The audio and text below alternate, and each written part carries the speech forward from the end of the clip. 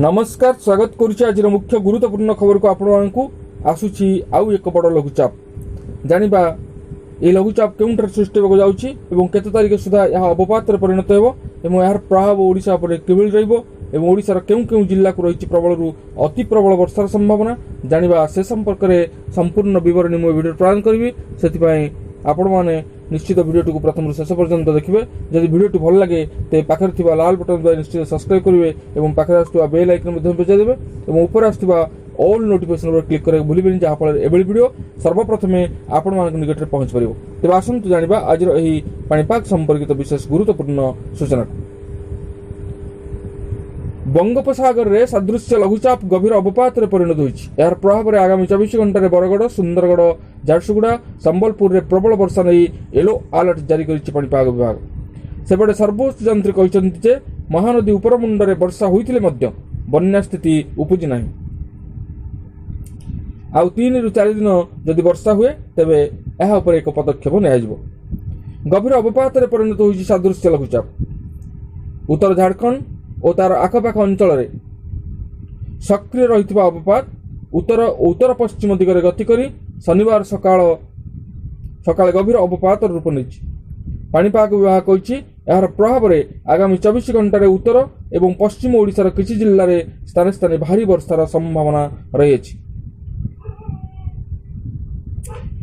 लघुचाप क्षेत्र ओडिशा ठारू यथेष्ट दूर सक्रिय रही वर्षार परिमाण कमी पुणी 6 तारिख परठारू वर्षार परिमाण बढ़िबो। आगामी 24 घंटा रे बरगड़, सुंदरगढ़, झारसुगुड़ा, संबलपुर रे प्रबल वर्षा नहीं येलो वार्निंग जारी करिछि पाणीपाग विभाग। आसंता 7 तारिख बेलकू आउ एक घूर्णिबलय संभावना रही जहाँ लघुचाप रूप नहीं पारे। सेपटे सर्वोच्च यंत्री कहिसंति मालकानगिरी रे वर्षा जोगु प्रथम थर पई समस्त जलभंडार रे पानी भरिछि। बालीमेला, माछकुंड जलभंडार रे जलस्तर भल रही।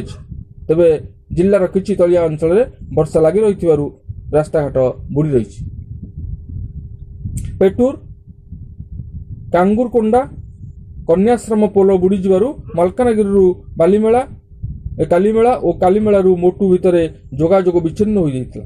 जदिओ शुक्रवार महानदी उपर मुंडरे 20 मिलीमीटर वर्षा होइछि तेबे बन्या स्थिति एपर्यंत उपजि नाही। तेबे नाराज पाख मुंडुली रे 6,70,000 जल प्रवाहित होछि। सकाळ 9टा सुद्धा हीराकुद जलभंडार रे जलस्रोत थिला 608.73 घनफुट। हीराकुद रे एबे 6टी गेट खोला जाय अछि। जलभंडार को 1,30,000 क्यूसेक जल पसुछि और समान परिमाणर जल निष्कासित होछि। आउ 2-3 दिन वर्षा हेले पदक्षेप नियाजिबो बोली सर्वोच्च यंत्री कहिसंति। पारादीप पाख समुद्र मझिरे एक अचल माछधरा ट्रलर को अन्य एक ट्रलर माध्यम उद्धार करा बेले रसी छिंदी जा जो भासी जाइथिला। श्रीक्षेत्र नामक माछधरा ट्रलर ढेउ माड़े भासी जाई केन्द्रापड़ा राजनगर निकट में बालिटिक्रारे लागिथिला।